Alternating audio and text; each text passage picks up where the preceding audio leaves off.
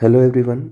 आज हम लोग chemical reactions and equation lesson का एक ब्रीफ रिव्यू करने वाले हैं। वैसे तो ये चैप्टर काफ़ी इजी है बट बहुत सारे बच्चों को रिएक्शंस और इक्वेशंस के टर्म्स में थोड़ा मुश्किल लगता है। तो इसीलिए मैंने यहाँ पर बहुत सारे मल्टीपल एग्जाम्पल्स लेकर इस चैप्टर को थोड़ा इजी बनाने की कोशिश करी है और ये आप लोगों को एग्ज़ाम से पहले लास्ट मोमेंट में रिवीजन में भी काफ़ी हेल्पफुल होगा। तो करते हैं स्टार्ट। तो ऑलरेडी जैसा हम लोगों को केमिकल रिएक्शन का डेफिनेशन पता है, जब दो या दो से ज़्यादा सब्सटेंसेस को केमिकली कंबाइन किया जाता है और एक या एक से ज़्यादा substances with a completely new properties is produced, then the process is called a chemical reaction. तो जो प्रोडक्ट बनेंगे वो कम्प्लीटली न्यू प्रॉपर्टीज़ के बनेंगे। तो अब यहाँ पे दो बातें आती है। जो सब्सटेंसेस रिएक्शन में पार्टिसिपेट कर रहे हैं उनको हम लोग रिएक्टेंट्स कहते हैं, और जो न्यू सब्सटेंस बनता है obviously with the new properties are known as product और प्रोडक्ट्स। अगर एक बन रहा है तो प्रोडक्ट, एक से ज़्यादा तो प्रोडक्ट्स हो जाएंगे। अब यहाँ पे एक खास बात है, this is the very important thing you should know. During a chemical reaction atoms of individual element never change into another element. Only arrangement of atoms of participating elements take place. तो इसका mainly sense क्या बनता है तो वो समझते हैं। अगर हमने नाइट्रोजन को रिएक्ट करवाया हाइड्रोजन के साथ तो ये अमोनिया गैस का फॉर्मेशन करेगा। तो यहाँ हमने रिएक्शन करवाया नाइट्रोजन और हाइड्रोजन को, तो क्या कोई भी प्रोडक्ट मेरा ऑक्सीजन से रिलेटेड है? अगर रिएक्शन में पार्टिसिपेट नाइट्रोजन और हाइड्रोजन कर रहे हैं तो प्रोडक्ट ऑक्सीजन नहीं हो सकता है। अंडरस्टूड? तो यहाँ पे इसका सेंस यही हो रहा है कि जब भी कोई इंडिविजुअल एलिमेंट जो केमिकल रिएक्शन में पार्टिसिपेट करेंगे उनका फॉर्म चेंज नहीं होता है, सब्सटेंसेस वही रह जाते हैं, बट एलिमेंट के एटम्स का क्या हो जाता है, रीअरेंजमेंट हो जाता है प्रोडक्ट बनने पे। And obviously the properties, specially the chemical properties of reactant and products are completely different from each other. दोनों एक दूसरे से कम्प्लीटली डिफरेंट होंगे। तो ये तो बेसिक बातें सब लोगों को पहले से ही पता होंगी। अब एग्जाम्पल्स की बात करते हैं। तो burning of coal generally contain carbon, और जब हम कोल को बर्न करते हैं obviously in presence of air or you can say oxygen, carbon dioxide gas is evolved. तो पहले हमारे पास coal in the form of carbon था, हमने उसके साथ ऑक्सीजन मिक्स किया ड्यूरिंग बर्निंग प्रोसेस, और जो सब्सटेंस बना that is completely different, it's a gas. Carbon dioxide gas से हम लोग कोल रिकवर नहीं कर सकते हैं, coal can not be recovered, है ना। तो कोल की प्रॉपर्टी अलग है, ऑक्सीजन की प्रॉपर्टी अलग है और कार्बन डाइऑक्साइड की प्रॉपर्टी अलग है। तो जब कार्बन और ऑक्सीजन मिला तो प्रोडक्ट कम्प्लीटली डिफरेंट मिला मुझे। सिमिलर वे में burning of hydrogen gas, hydrogen is a gas, oxygen is a gas, और जब इन दोनों का कंबशन होता है तो जो सब्सटेंस मिलता है वो water which is always in the liquid form. Similarly और भी बहुत सारे एग्जाम्पल्स हैं हमारे केमिकल रिएक्शंस के, like the cooking of food. जो भी खाना हम लोगों के घर पे बन रहा है वो एक केमिकल प्रोसेस, जो भी फूड हम लोग कंज्यूम कर रहे हैं उनका डाइजेशन प्रोसेस भी एक केमिकल प्रोसेस है। Formation of curd from milk, ये भी एक केमिकल रिएक्शन है। Corrosion of metals, again it's example of chemical reaction. Process of respiration, burning of fuel, degradation of food which is called the rancidity, and last one is the decomposition of organic waste. तो ऐसा नहीं कि इतने ही examples हैं, और भी बहुत सारे हैं, बट हमने यहाँ पे 10 एग्जाम्पल्स के थ्रू आपको केमिकल रिएक्शन को एक्सप्लेन करने की कोशिश करी है। अब बात ये आती है कि अक्सर हमारे दिमाग में चलता है कि जब भी कोई केमिकल रिएक्शन होगी तो ये हमको पता कैसे चलेगा, क्या इंडिकेशन मिलता है। तो there are 5 characteristics of chemical reactions, जिसको आप कह सकते हैं कि indication of a chemical reaction. जब भी केमिकल रिएक्शन होती है, मतलब during a chemical reaction reactants will convert into product, और जब ये फॉर्मेशन प्रोडक्ट का हो रहा होता है तो उस दरमियान कोई भी केमिकल रिएक्शन में इन पांचों में से कोई या तो एक से ज़्यादा इंडिकेशन देखने को मिल सकते हैं। तो पांच में से कोई एक हो सकता है या कभी कभी दो इंडिकेशंस मिल सकते हैं, समटाइम्स तीन इंडिकेशंस भी मिल सकते हैं, बट ये एक्सपेक्ट नहीं कर सकते कि ये पांचों के पांचों इंडिकेशंस जो हैं ड्यूरिंग द केमिकल रिएक्शंस हम लोगों को दिखेंगे ही दिखेंगे। तो अब इन कैरेक्टरिस्टिक्स को हम लोग जो है वन बाय वन एक्सप्लेन करेंगे, ऑब्जर्व करेंगे कि इवोल्यूशन ऑफ गैस, कौन से केमिकल रिएक्शन में गैस का इवोल्यूशन हो रहा है। कुछ केमिकल रिएक्शंस के दरमियान गैस का इवोल्यूशन होता है and the example is very simple. किसी भी एक्टिव मेटल को जब हम एसिड के साथ, obviously in your syllabus it is the dilute acid, तो जब डाइल्यूट एसिड के साथ एक्टिव मेटल को हम रिएक्ट करवाते हैं तो हाइड्रोजन गैस इज लिबरेटेड। यहाँ पर एक्टिव मेटल का मतलब है जो रिएक्टिविटी सीरीज हम लोगों ने मेटल का देखा था, वहाँ पर हाइड्रोजन से ऊपर के सारे metals, for example potassium, sodium, calcium, magnesium, aluminium and so on, जब हाइड्रोजन एक जगह पे आती है तो उसके ऊपर के जितने भी मेटल्स हैं ये सब के सब एक्टिव मेटल्स कहलाते हैं। और ये एक्टिव मेटल्स हाइड्रोजन के ऊपर तक का अगर एसिड के साथ रिएक्ट करेगा तो वो हाइड्रोजन गैस लिबरेट करता है। इवोल्यूशन ऑफ गैस का और एग्जांपल देखते हैं। तो heating of potassium chlorate in presence of manganese dioxide crystal is characterized by the formation of oxygen gas along with the formation of potassium chloride। तो ये हमारा पोटेशियम क्लोरेट का equation in presence of हमने MnO2 जब इसको heat किया तो इसने बनाया पोटेशियम क्लोराइड और ऑक्सीजन गैस यहाँ पे लिबरेट हो रही है। आगे मैंने और भी बहुत सारे एग्जांपल्स लिए हैं बट रैंडमली मुझे एक रिएक्शन याद आ रहा है जो हम लोगों ने acid base and salt lesson में देखा था, electrolysis of brine solution which was the क्लोर alkali process. Reaction क्या था वो लिख रहा हूँ मैं। This is the brine solution और जब इसका इलेक्ट्रोलाइसिस किया जाता है तो यहाँ पर एक नहीं दो गैसेस इवॉल्व होते हैं, क्लोरीन गैस भी और हाइड्रोजन गैस भी। क्लोरीन गैस एनोड पे फॉर्म होती है और जबकि हाइड्रोजन गैस जो है ये कैथोड पे फॉर्म होती है। देखते हैं और आगे। Heating of calcium carbonate is characterised by the formation of carbon dioxide gas along with the calcium oxide. Reaction between the barium chloride and sulphuric acid is characterised by the formation of hydrogen chloride gas. So this is BaSO4 PPT precipitation. तो ये example हम लोग precipitation reaction में भी याद रख सकते हैं। Next one is heating of aqueous ammonium nitrate is characterized by the formation of nitrogen gas along with the water vapor. Next है heating of sodium bicarbonate is characterized by the formation of carbon dioxide along with the sodium carbonate and water vapor. Acid base and salt lesson में हम लोगों ने ये reactions वहाँ पे भी देखा था, ठीक है। Na2CO3 का फॉर्मेशन किया जाता है NaHCO3 को हीट करके and here the carbon dioxide gas is evolved. And the last one is oxygen gas is produced when the chlorine water is exposed to sunlight. This is the chlorine water and sunlight पड़ते ही ये क्या करता है, oxygen gas जो है evolve करता है। The next characteristics is formation of precipitate। तो अब बच्चों के दिमाग में यहाँ पे ये आ सकता है कि what is precipitate, क्या होता है ये precipitate। Precipitate is nothing but a insoluble solid। अब ये जो इनसॉल्युबल सॉलिड का फॉर्मेशन होता है एक सॉल्यूशन के अंदर होता है। जब दो या दो से समटाइम्स ज़्यादा सॉल्युबल सॉल्यूशंस लेते हैं हम और उनकी रिएक्शन के बाद एक सॉलिड का फॉर्मेशन हो जाए किसी सॉल्यूशन के अंदर, तो that solid is known as precipitate and the reaction is known as precipitation reaction. तो some chemical reactions are characterised by the formation of precipitate, means solution के अंदर सॉलिड का फॉर्मेशन हो जाना। तो पहला है reaction between potassium iodide and lead nitrate is characterised by the formation of yellow precipitate of lead iodide.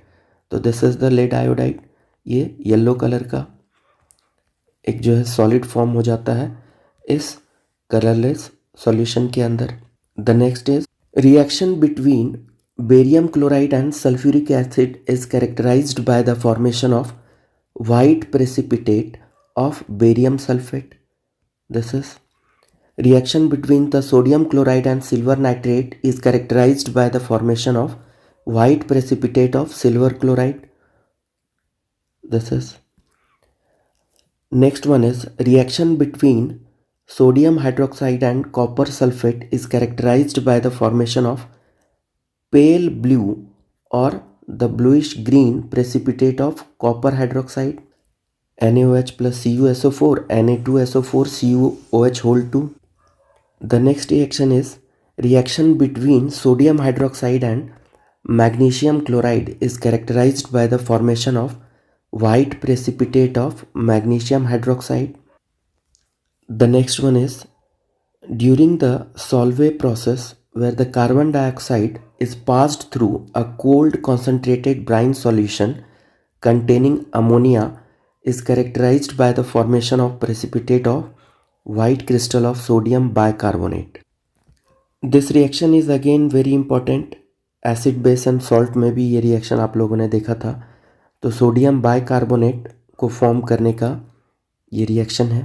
Okay, the next one is when carbon dioxide gas is passed through a solution of sodium carbonate precipitate of sodium bicarbonate is formed. एक दूसरा भी method है जिससे हम NaHCO3 को form कर सकते हैं। And this is the reaction over here Na2CO3 plus H2O plus CO2 and NaHCO3 as a precipitate will form. Okay, now we will see the third characteristics, change in color. Means some chemical reactions are characterized by the change in color. Means solution का पहले colour कुछ और रहा होगा और बाद में colour कुछ और हो जाने वाली है ना। देखते हैं फिर इसके रिएक्शंस को। तो first one is the chemical reaction between citric acid and the purple colored potassium permanganate solution is characterized by a change in color from purple to colorless. This is the KMnO4 which is purple in color. This is the formula of citric acid. जब इनके साथ reaction हुआ तो ये क्या हो गया, एक कलरलेस सॉल्यूशन का फॉर्मेशन कर देगा। अभी जस्ट हम लोगों ने पीछे प्रेसिपिटेशन रिएक्शन में ये रिएक्शन को ऑब्जर्व किया था। When potassium iodide is reacted with the lead nitrate, so PbI2 yellow color solid precipitate is formed. Next one is chemical reaction between sulfur dioxide gas and acidified potassium dichromate solution is characterized by a change in color from orange to green color. So sulfur dioxide, potassium dichromate in presence of H2SO4, this is green in color. Now the chemical reaction between copper sulfate and iron is characterized by the change in color from blue to light green. CuSO4, it is blue in color, FeSO4 is green in color. The next characteristics is change in temperature. अब कुछ ऐसे chemical reactions भी हैं जो होने पर क्या कर देते हैं, टेम्परेचर में चेंज कर देते हैं। जो टेम्परेचर होती है वो इंक्रीज़ कर जाती है। कुछ ऐसे भी रिएक्शंस हैं जहाँ पर ड्यूरिंग द रिएक्शन टेम्परेचर जो है वो डाउन हो जाती है। तो देखते हैं। तो हमने अभी जस्ट पहले ही देखा था इवोल्यूशन ऑफ गैस के दरमियान कि एक्टिव मेटल्स को जब हम डाइल्यूट एसिड के साथ रिएक्ट करवाते हैं तो हाइड्रोजन गैस इवॉल्व होता है और इस दरमियान क्या होती है, हीट भी प्रोड्यूस होती है। हीट भी प्रोड्यूस होती है सारे रिएक्शंस में यहाँ पर। तो चेंज इन टेम्परेचर, तो यहाँ पर क्या हो रहा है हमारा, चेंज इन टेम्परेचर में राइज इन टेम्परेचर आप कह सकते हैं, है ना। टेम्परेचर में जो बदलाव आ रहा है तो वो बढ़ रहा है हमारा, कम नहीं हो रहा है, घट नहीं रहा है। और कुछ ऐसे भी हैं जहाँ पे टेम्परेचर बाद में घट जाती है प्रोडक्ट की। तो देखते हैं next example. Again the chemical reaction between quicklime and water to form the slaked lime is characterised by the rise in temperature CaO plus H2O, और यहाँ पे फिर से क्या हो जाएगा हमारा, हीट प्रोड्यूस करेगा। इतनी हीट प्रोड्यूस होती है कि वो वाटर वहाँ पे बॉयल होने लग जाता है। The next one is chemical reaction between barium hydroxide and ammonium chloride to form the barium chloride, ammonia and water is characterised by the fall in temperature. मतलब इस बार जो प्रोडक्ट का टेम्परेचर होगा वो रिएक्टेंट के टेम्परेचर से लो होने वाला है। इसकी टेम्परेचर लो और रिएक्शन के दरमियान इनकी जो टेम्परेचर होगी वो हाई होगी। Okay, all clear. The next characteristics is change in state. Some chemical reactions are characterised by the change in state. Physical state में चेंज आ जाता है। Example, chemical reaction between ammonia gas and hydrogen chloride gas is characterized by the change in state from gas to solid ammonium chloride। मतलब ये भी gas है, ये भी ऑलरेडी गैस है और ये सॉलिड का फॉर्मेशन कर देता है। Similarly carbon and sulphur both are solid. ये भी सॉलिड है, ये भी सॉलिड है, S for solid here, but heating together produce carbon disulphide liquid और ये लिक्विड का फॉर्मेशन करता है। Sure. Next one is combustion of hydrogen gas in oxygen gas. ये भी गैस, ये भी gas, but this is liquid. तो यहाँ पे भी फिजिकल स्टेट में चेंजेस आए। Combustion reaction of liquid fuels are characterised by change in state from liquid to liquid and gas. Liquid and gas in the sense यहाँ पे जो भी फ्यूल्स होते हैं, फॉर एग्जांपल मैंने मीथेन की बात करी, इसको मैंने अगर बर्न किया ऑक्सीजन के प्रेजेंस में तो ये क्या हो जाएगा हमारा CO2 which will be no doubt gas plus H2O water. जब रूम टेम्परेचर पे आएगी तो ये लिक्विड के फॉर्म में रहेगा, जबकि ये तो गैसियस फॉर्म में रहेगा। Next one is combustion of wax is characterized by change in state from solid to liquid and gas। पहले वैक्स हमारा लिक्विफाई होता है एंड देन वो कंबशन के दरमियान गैस में कन्वर्ट हो जाता है। Most of the fuels are hydrocarbon, जैसा ऑलरेडी मैंने यहाँ पे एग्जांपल लिया हुआ है, which contains hydrogen and carbon atoms. On combustion hydrogen combines with oxygen to produce water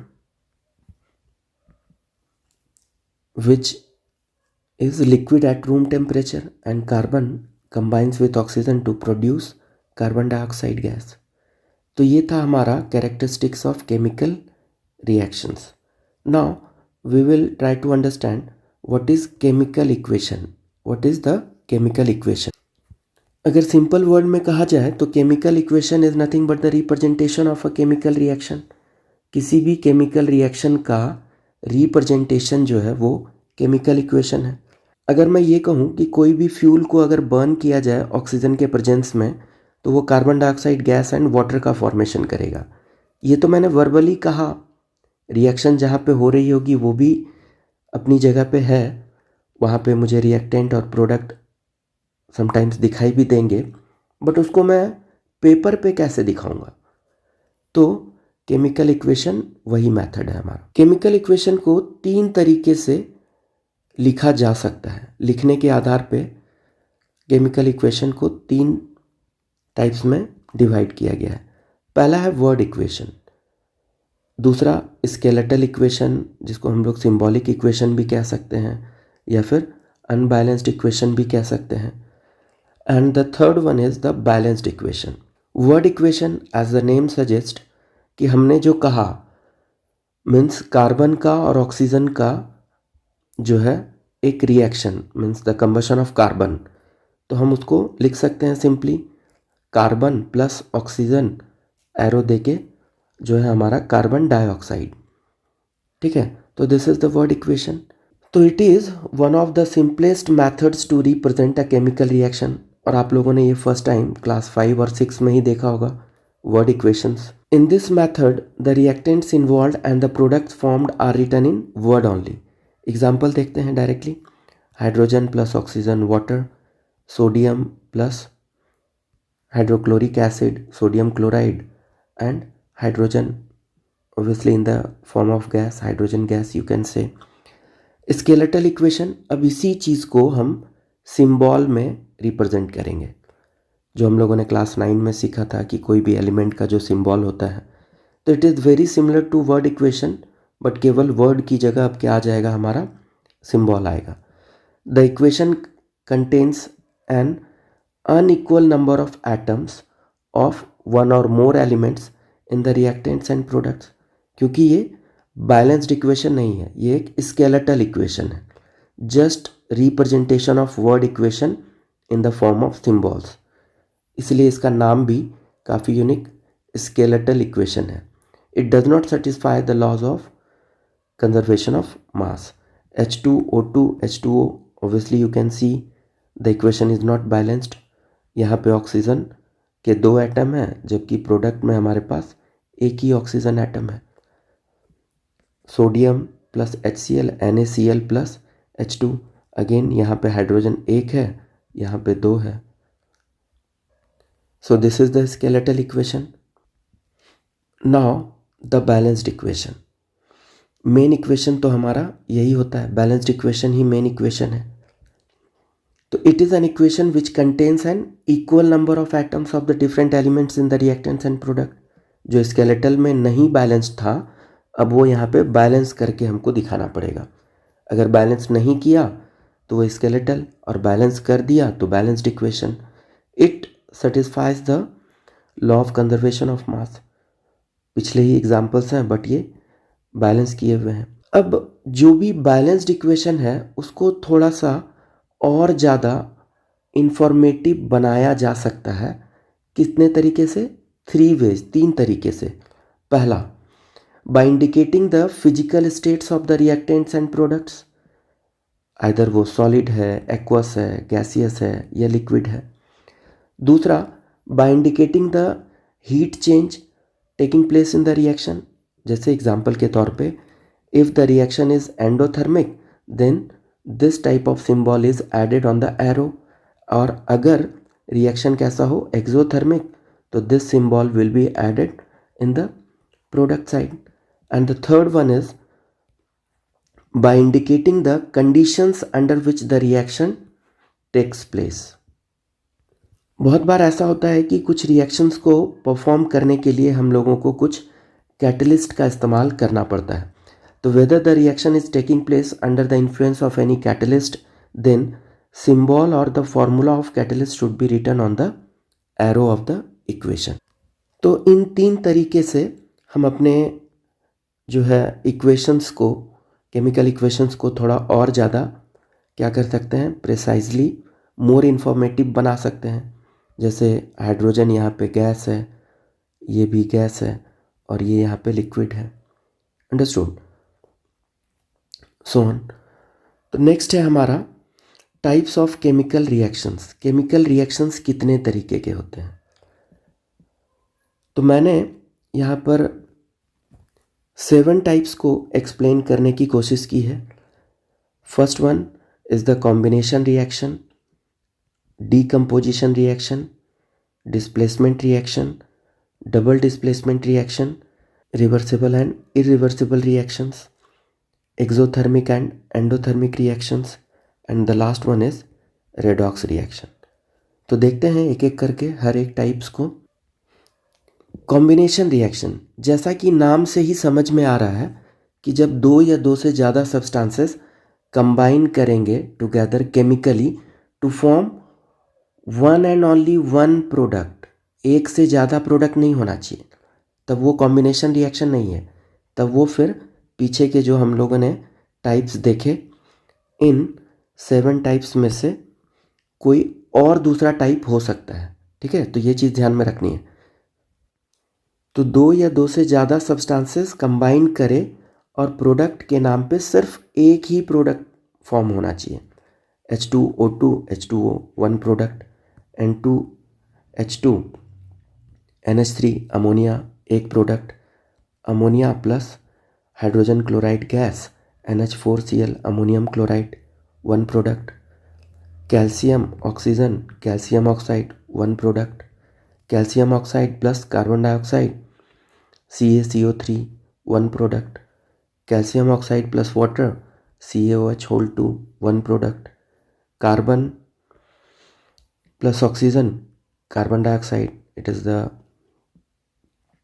combustion of fuel, you can say, या combustion of या burning of carbon, carbon dioxide plus water H2CO3 carbonic acid, carbon plus O2 insufficient supply of oxygen, it will produce you carbon monoxide, burning of magnesium in presence of oxygen magnesium oxide single product, H2 plus Cl2 HCl, this is also called the synthesis process, direct combination process, hydrogen chloride gas को produce करने का easy method, P4 plus Cl2 PCl3 single product, H2 plus sulphur H2S single product, sodium plus chlorine NaCl, again it is the direct combination or synthesis process single product, Fe plus S FeS, again single product. Heating of carbon monoxide, or you can say the burning in presence of excess supply of oxygen, it will give you carbon dioxide single product. Burning of sulfur in presence of oxygen sulfur dioxide single product. Sulfur dioxide plus water H2SO3 sulfurous acid. By the way, SO2 is springly soluble in water. ऐसा नहीं है कि SO2 जो है वो large amount में water में soluble होता है, ठीक है. Again SO2 plus O2 SO3, this is the oxidation reaction of sulphur dioxide to form sulphur trioxide. Cu plus O2 CuO, sodium plus oxygen sodium oxide, iron plus oxygen iron oxide, aluminium plus oxygen aluminium oxide, KCl plus O2 KClO3, and the last one is iron plus oxygen plus water vapor, or you can say the moisture, it is the formula of rust. ठीक है. Next one is decomposition reaction. जैसा कि नाम से ही समझ में आ रहा है, डीकम्पोज होना, टूटना, ब्रेक करना. तो जब भी कोई कंपाउंड जो है वो स्प्लिट हो या ब्रेक हो दो या दो से ज़्यादा सिंपलर सब्सटेंस में, तो ऐसे रिएक्शन को हम लोग कहते हैं डीकम्पोजिशन रिएक्शन. विजुअली भी और केमिकली भी it is the opposite of the combination reaction. तो decomposition of compound can be carried out by the following 3 ways. 3 तरीके से कोई भी सब्सटेंस को हम डीकम्पोज कर सकते हैं. First one is thermal decomposition, मतलब सब्सटेंस को हीट देके. दूसरा electrolytic decomposition which is known as electrolysis, electric current pass करवा के. And the third one is photo decomposition, means light provide करके. तो लाइट यहाँ पे सनलाइट भी कह सकते हैं और समटाइम्स यूवी लाइट भी कह सकते हैं. तो एक एक करके हम डीकम्पोजिशन के तीनों मेथड्स को समझते हैं. तो पहला है थर्मल डीकम्पोजिशन. थर्मल का मतलब हीट. तो एक ऐसा डीकम्पोजिशन रिएक्शन जो कैरीड आउट हो हीटिंग द कंपाउंड, ठीक है, is known as thermal decomposition reaction. इसके एग्जांपल्स देखते हैं. मोस्ट ऑफ द रिएक्शंस जो हैं वो आपके रिपीट हो रहे हैं, ठीक है. ऐसा नहीं कि यहाँ पे सारे के सारे यूनिक रिएक्शंस ही मैंने यहाँ पे दिखाए हैं, पहले भी ये आ चुका है. कैल्शियम कार्बोनेट को अगर हमने हीट किया तो carbon dioxide gas, evolution of gas में भी देखा था. तो this is the decomposition. Okay. KClO3 पहले भी देखा था. इसको जब हम हीट करते हैं तो ये डीकम्पोज होता है KCl प्लस O2 में. FeSO4 हीट करते ही डीकम्पोज हो जाएगा Fe2O3 SO2 एंड SO3. ये रिएक्शन काफ़ी यूनिक है. आगे देखते हैं. लेड नाइट्रेट हीट करने पे डीकम्पोज होगा lead oxide, nitrogen dioxide and oxygen. HgO heat करते ही Hg plus O2, this is called the self reduction also. Metal non metal में आपने ध्यान दिया होगा. And the next one is FeOH whole 3 heat करते ही Fe2O3 एंड H2O में कन्वर्ट हो जाएगा. CuCO3 हीट करते ही CuO plus CO2। Next one is the electrolytic decomposition, means current pass करके। अब जिस सब्सटेंस से हम इलेक्ट्रिक करंट पास करेंगे और इलेक्ट्रोलाइसिस प्रोसेस करने वाले हैं, वो सब्सटेंस या तो मेरा क्या होना चाहिए, लिक्विड स्टेट में होना चाहिए, मतलब एक्वस सॉल्यूशन होना चाहिए, या फिर वो मोल्टन स्टेट होना चाहिए हमारा कंपाउंड का, तभी जाकर इलेक्ट्रिक करंट उससे पास करेगी। अब ऐसा नहीं कि हर एक्वस सॉल्यूशन में इलेक्ट्रिक करंट जो है वो पास होगा ही, ठीक है। जिस सब्सटेंसेस से, जिस एक्चुअली लिक्विड सब्सटेंस से या molten state of any compound से इलेक्ट्रिक करंट अगर पास होती है तो वो सब्सटेंस को हम लोग कहते हैं इलेक्ट्रोलाइट, ठीक है। तो फिलहाल H2O, ऐसे तो पता ही है water is a non electrolyte, but इसमें जब हम कुछ फ्यू ड्रॉप्स एसिड अगर डाल दें या फिर फ्यू पिंच ऑफ सॉल्ट अगर ऐड कर दिया जाए, then water becomes very good conductor or electrolyte, and then you can pass the electricity and the water will decompose into hydrogen gas and oxygen gas. NaCl, it is molten state, sodium plus chlorine gas. Aluminium oxide, again molten state, and aluminium plus oxygen. Next one is photo decomposition. Decomposition reaction which is carried out by supplying light energy to the compound is called the photo decomposition reaction. This is O3, ozone. Ozone पे जब UV light पड़ती है तो ये oxygen gas में convert हो जाता है। AgCl, सिल्वर क्लोराइड, सनलाइट के प्रेजेंस में क्लोरीन गैस इवॉल्व होती है and this is silver. AgBr, light में डिकम्पोज होके सेम यही रिएक्शन है, क्लोरीन की जगह पे ब्रोमीन। सिल्वर नाइट्रेट, सनलाइट में डिकम्पोज होकर silver, nitrogen dioxide gas and oxygen gas. H2O2, this is the hydrogen peroxide, light के प्रेजेंस में वाटर प्लस ऑक्सीजन। तो these all are the decomposition reaction. Now the third one is displacement reaction, which is also termed as single displacement reaction. The reaction in which one more reactive element displaces the another less reactive element from the compound of less reactive element। मतलब एक more reactive element है और compound मेरे पास less reactive element suppose B का है C के साथ, तो A क्या कर रहा है, B को डिस्प्लेस कर दे रहा है और अब कंपाउंड बन गया AC और B जो है वो रेसिड्यू के रूप में मिल जाएगा। Similarly Fe plus CuSO4, Fe is more reactive than copper, तो copper will be displaced from the copper sulphate FeSO4। Cu is more reactive than silver, CuNO3(2) Ag।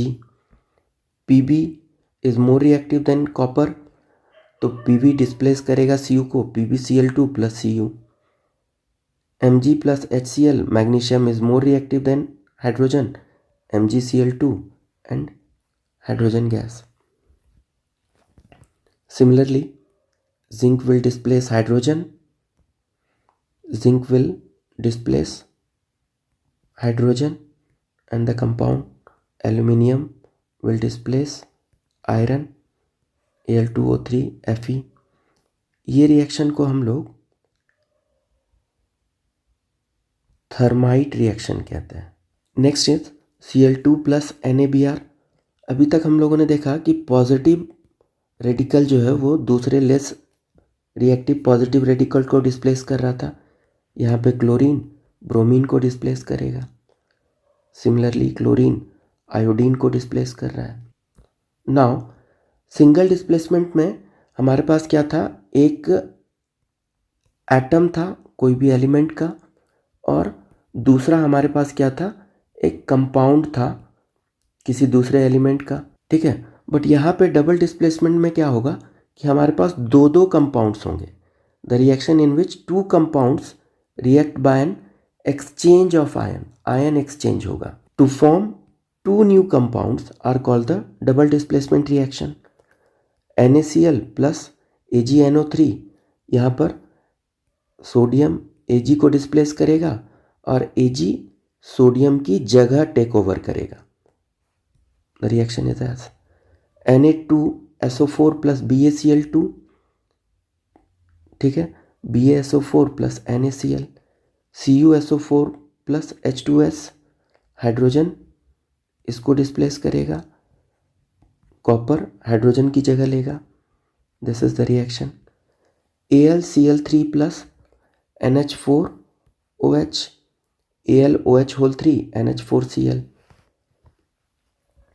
Ki plus PbNO3 whole 2 PbI2 plus KNO3, H2SO4 plus FeS, FeSO4 plus H2S, HCl plus NaOH, NaCl, H2O.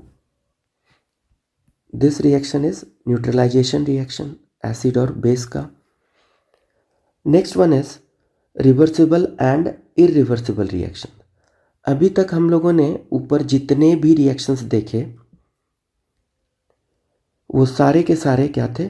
Mostly irreversible reactions थे.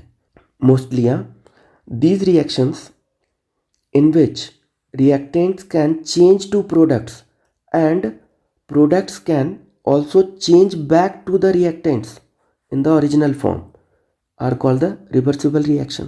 Example से समझते हैं, ठीक है.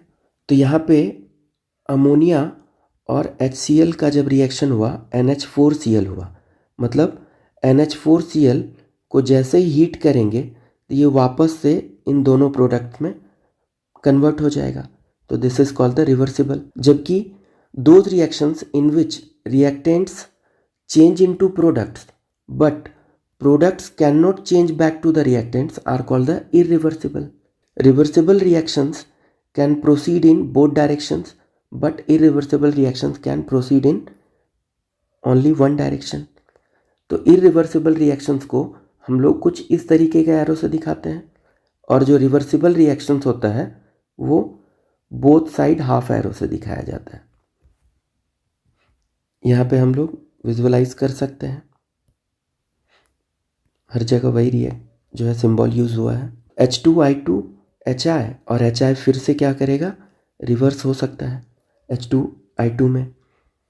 N2H2NH3, NH3 will reverse back to N2H2. CaCO3 CaO plus CO2 और इन दोनों को combine करके ये भी मिल जाता है.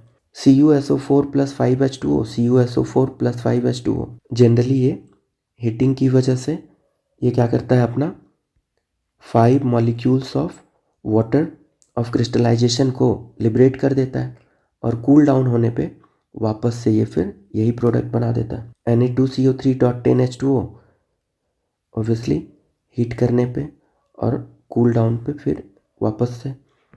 Similarly FeSO4 7H2O, FeSO4 plus 7H2O, NH4NO3 NO2 plus H2O, CaCO3 plus HCl, CaCl2 plus H2O plus CO2. This is irreversible reaction. वही बातें यहाँ पे all reactions in above types of reactions जो भी थे वो हमारे irreversible के थे. तो ये इसके साथ का है. Now exothermic and endothermic reactions.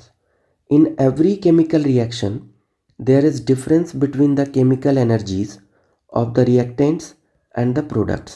Depending upon the energy released or absorbed, chemical reactions are classified as exothermic or endothermic.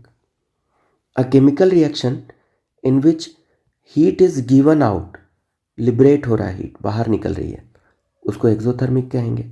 Whereas a chemical reaction in which heat is absorbed, heat लिया जा रहा है रिएक्शन को perform करने के लिए, that is called endothermic. In an exothermic reaction, total energy content of reactants is more than that of the products, whereas in an endothermic reaction, total energy content of products is more than that of reactants. देखते हैं इनके examples. Burning of all type of fuels is an exothermic reaction. Fuel का combustion ही heat को obtain करने के लिए किया जाता है। So exothermic reaction, carbon plus O2 CO2 plus heat, this is the CH4 methane plus O2 CO2 H2O heat, CaO H2O CaOH whole 2 plus heat, H2 plus O2। यहाँ पे हीट दिया तो जा रहा है, बट जितनी हीट हम इसको रिएक्शन को परफॉर्म करने के लिए डाल रहे हैं, दे रहे हैं, उससे कई गुना ज़्यादा हीट लिबरेट होने वाला है। That's why it is exothermic. N2H2 obviously again heat करना पड़ रहा है रिएक्शन को परफॉर्म करने के लिए, बट द प्रोडक्ट के रूप में हीट ज़्यादा क्वांटिटी में मिलेगी। ठीक है, तो exothermic. NaOH plus HCl neutralisation reaction, NaCl plus H2O heat, C6H12O6 this is glucose oxidation, carbon dioxide, water and heat during respiration. C+2S CS2। अब यहाँ पे हम जो हीट दे रहे हैं, ठीक है, वो ज़्यादा क्वांटिटी में है कंपेयर टू जो इसके प्रोडक्ट के साइड में आपको मिलने वाला है। So that's why it is the endothermic reaction. These all are, ऊपर वाला सारा था एक्सोथर्मिक, अब ये है नीचे वाला एंडोथर्मिक में है। N2 प्लस O2 लगभग 3000 डिग्री सेल्सियस हीट प्रोवाइड करने पे ये NO में कन्वर्ट हो रहा है। CaCO3 1000 degree Celsius, then it will break CaO plus CO2, C plus O2 heat करके CO। The last one is redox reaction. Redox जो है वो एक शॉर्ट फॉर्म है, एब्रिविएशन है रिडक्शन एंड ऑक्सीडेशन का। Redox reactions are the combination of reduction reaction as well as oxidation reaction. Some reactions may be only oxidation reaction, whereas some reactions may be only reduction reaction, but in some reactions both the reduction as well as oxidation reactions may occur simultaneously। अब बात आती है oxidation reduction से oxidising agent क्या होता है। तो एक ऐसा सब्सटेंस विच अंडरगो रिडक्शन या फिर हेल्प करे वो ऑक्सीडेशन में किसी और सब्सटेंस के, वो ऑक्सीडाइजिंग एजेंट कहलाता है। रिड्यूसिंग एजेंट, एक ऐसा सब्सटेंस जो खुद तो क्या हो रहा है, अंडरगो ऑक्सीडेशन, जिसका ऑक्सीडेशन हो रहा है, या फिर वो हेल्प करे किसी दूसरे सब्सटेंस को रिडक्शन होने में, तो उसको रिड्यूसिंग एजेंट कहते हैं। थोड़ा कंफ्यूजिंग हो गया ऑक्सीडाइजिंग एजेंट और रिड्यूसिंग एजेंट। तो पहले समझते हैं कि ऑक्सीडेशन क्या है, रिडक्शन क्या है, फिर एग्जाम्पल से मैं सारी चीज़ों को एक्सप्लेन करता हूँ। तो एक केमिकल रिएक्शन जिसमें कोई भी एक सब्सटेंस क्या करे, या तो ऑक्सीजन गेन करे, या तो हाइड्रोजन लूज करे, या तो इलेक्ट्रॉन लूज करे, वो कहलाता है reaction oxidation reaction. Example, magnesium को ऑक्सीजन मिला, मैग्नीशियम ऑक्सीजन के साथ कंबाइन हो रहा है, तो गेन ऑफ ऑक्सीजन हो रहा है यहाँ, तो MgO, this is the oxidation reaction. अब समझते हैं मैग्नीशियम बीइंग ऑक्सीडाइज्ड, तो MgO ऑक्सीडाइज्ड होके वो MgO का फॉर्मेशन किया, तो ये ऑक्सीडेशन हुआ, मैग्नीशियम का ऑक्सीडेशन हुआ MgO में। ठीक है, तो मैग्नीशियम जो है ये एक रिड्यूसिंग एजेंट की तरह काम करेगा। The substance which undergo oxidation, कौन गया, मैग्नीशियम, ऑक्सीडेशन हुआ मैग्नीशियम का, और क्या बना, मैग्नीशियम ऑक्साइड, या फिर हेल्प करे किसी और सब्सटेंस को रिडक्शन में, तो उसको रिड्यूसिंग एजेंट। तो मैग्नीशियम का यहाँ पे ऑक्सीडेशन हो रहा है, तो वो एक रिड्यूसिंग एजेंट हो गया। नेक्स्ट, अमोनिया हीट करने पे नाइट्रोजन और हाइड्रोजन गैस में ब्रेक किया, तो इस कंपाउंड ने हाइड्रोजन लिबरेट किया, छोड़ा, तो NH3 is being oxidised to N2। कोई भी सब्सटेंस या तो ऑक्सीजन गेन करे या तो हाइड्रोजन लूज करे, तो यहाँ पे इसने हाइड्रोजन लूज किया, किसने, अमोनिया ने, तो अमोनिया का ऑक्सीडेशन हो रहा है, मगर अमोनिया एक रिड्यूसिंग एजेंट के रूप में जाना जाएगा। सिमिलरली सोडियम मेटल का जो एटम है, इसने एक इलेक्ट्रॉन लूज किया और बनाया सोडियम आयन, तो here sodium atom is being oxidised. क्यों, क्योंकि लॉस ऑफ इलेक्ट्रॉन, अगर कोई इलेक्ट्रॉन लूज करेगा तो उसका oxidation. So Na is reducing agent. उसी तरीके से सब ऑक्सीडेशन का जस्ट रिवर्स, रिडक्शन रिएक्शन, एक केमिकल रिएक्शन जिसमें कि कोई भी सब्सटेंस क्या करता है, ऑक्सीजन लूज करे, वहाँ गेन हो रहा था यहाँ लूज करेगा, ठीक है। हाइड्रोजन गेन करे, वहाँ पे लूज कर रहा था हाइड्रोजन तो ऑक्सीडेशन, तो यहाँ गेन करेगा हाइड्रोजन तो reduction. Similarly gain of electron completely reverse है, is called the reduction reaction. Example ZnO plus C, Zn plus CO। Actually यहाँ पे जिंक ऑक्साइड लूज कर रहा है ऑक्सीजन और जिंक बना रहा है, तो यहाँ पे जिंक ऑक्साइड का रिडक्शन हो रहा है। Zinc oxide is being reduced to zinc, so ZnO is oxidising agent. C is being oxidised to CO, ठीक है। C से क्या बना, CO, तो कार्बन को ऑक्सीजन मिला तो इसका ऑक्सीडेशन हो रहा है, तो C is reducing agent. Similarly N2 plus H2 NH3, तो यहाँ पे नाइट्रोजन जो है हाइड्रोजन ऐड कर लिया तो इसका क्या हो गया, reduction. Nitrogen is oxidising agent. Chlorine atom एक इलेक्ट्रॉन गेन करके क्लोराइड आयन बना रहा है, तो यहाँ पे इसका रिडक्शन और ये ऑक्सीडाइजिंग एजेंट। इसके अलावा जहाँ पे दोनों रिएक्शंस एक साथ हो रहे हैं, वैसे तो एक हमने देखा, फिर से एक देख ले रहे हैं, CuO plus H2 Cu plus H2O, इसका यहाँ पे रिडक्शन हो रहा है और इसका ऑक्सीडेशन हो रहा है, being reduced to Cu, oxidizing agent, hydrogen is being oxidized to water, तो H is reducing agent। H2S plus Cl2, इसने हाइड्रोजन छोड़ के सल्फर बनाया तो ऑक्सीडेशन, और क्लोरीन हाइड्रोजन ऐड किया तो इसका reduction. Reducing agent reduced to HCl, Cl is oxidizing agent। Now हमारे डे टू डे लाइफ में भी कुछ ऑक्सीडेशन रिएक्शंस देखने को मिलते हैं और उनके कुछ इफ़ेक्ट्स भी हम लोगों को डे टू डे लाइफ में विजुअलाइज होता है, और वो है पहला करोजन ऑफ मेटल एंड दूसरा है रेंसिडिटी ऑफ फूड। तो मेटल का ऑक्सीडाइज्ड हो जाना करोजन कहलाता है और फूड का ऑक्सीडाइज्ड हो जाना रेंसिडिटी, ठीक है। तो करोजन ऑफ मेटल, वैसे स्पेशली इस टॉपिक के अंडर हम लोगों को करोजन ऑफ सिर्फ जो है आयरन मेटल का ही पढ़ना है, ठीक है। तो corrosion of metals, it is the process in which metals are eaten up gradually by the action of air, specially oxygen, moisture or sometimes chemical like acids on their surfaces is called the corrosion of metal। Corrosion is mainly the oxidation of metals by the oxygen present in the air। Corrosion of iron matter, especially corrosion of iron metal, iron metal का specially जो corrosion का नाम है वो rusting of iron के नाम से जाना जाता है।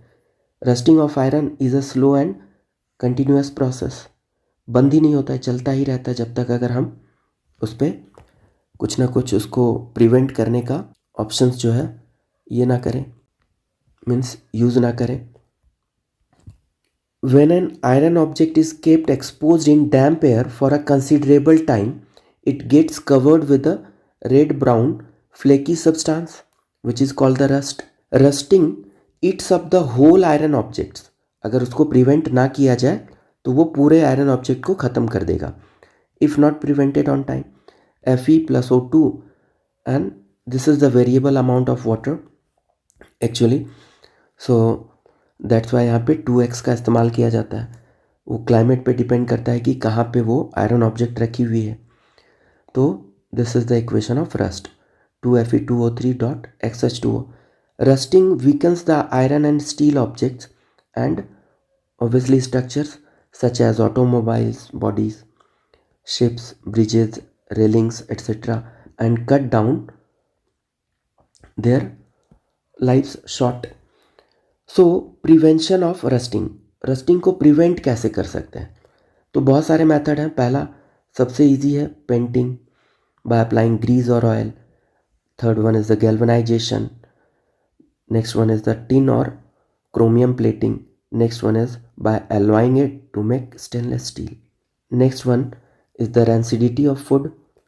The spoilage or degradation of fat and oil containing foods. सारे फूड्स नहीं, उन फूड्स का जिनमें फैट और ऑयल कंटेंट होगा, ठीक है, through the aerial oxidation resulting in unpleasant smell, unpleasant taste and change in color is called the rancidity. Rancidity spoils the food materials prepared in fat and oils if kept for a considerable time by making them unfit for eating. Prevention of rancidity. तो rancidity या corrosion को हम लोग completely stop तो नहीं कर सकते हैं, बट उसको क्या कर सकते हैं, स्लो डाउन कर सकते हैं. तो यहाँ पे भी स्लो डाउन करने का एक प्रोसेस है. पहला क्या, adding antioxidants like the BHA and BHT to the food. These all are chemicals. By packaging fat and oil containing foods in nitrogen gas. Third one is by keeping food in refrigerator. Next, by storing foods in airtight container. And the last one, by storing foods away from light, especially sunlight. BHA और BHT का full form, BHA का full form होता है butylated hydroxy anisole and BHT का full form होता है butylated hydroxy toluene. That's all. ये chapter हमारा यहीं पे फिनिश होता है. बट केमिकल रिएक्शंस को बैलेंस करने के लिए जो टिप्स है वो ध्यान में रखना है आप लोगों को. Tips for balancing chemical equation. Treat polyatomic ions such as nitrate, carbonate या फिर sulphate ion as a single unit of those appear on both side. अगर रिएक्शन के रिएक्टेंट और प्रोडक्ट दोनों साइड में NO3 आ रहा है, CO3 आ रहा है या SO4 आ रहा है, तो इन सबको सिंगल यूनिट की तरह कंसीडर करना चाहिए. तो बैलेंसिंग थोड़ा इजी हो जाता है और कन्वीनियंट हो जाएगा. ऑब्वियसली लेस टाइम कंज्यूमिंग भी. Always balance metal first.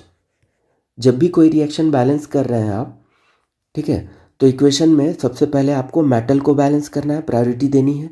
Second, non metals को देना है. नॉन मेटल्स मतलब except hydrogen and oxygen. And finally hydrogen and oxygen को, ठीक है. If needed use fraction. कहीं कहीं पे अगर ज़रूरत पड़े तो फ्रैक्शन में हम लोग 1/2, 2/3 इस तरीके का लेना पड़ जाए तो वो लेके और बाद में हम मल्टीप्लाई कर देंगे इंटायर इक्वेशन को बाय द कॉमन डिनोमिनेटर. जो भी हमारा कॉमन डिनोमिनेटर होगा उससे हम उसको मल्टीप्लाई करके एक होल नंबर में कन्वर्ट कर सकते हैं. ठीक है. All the best for your exams.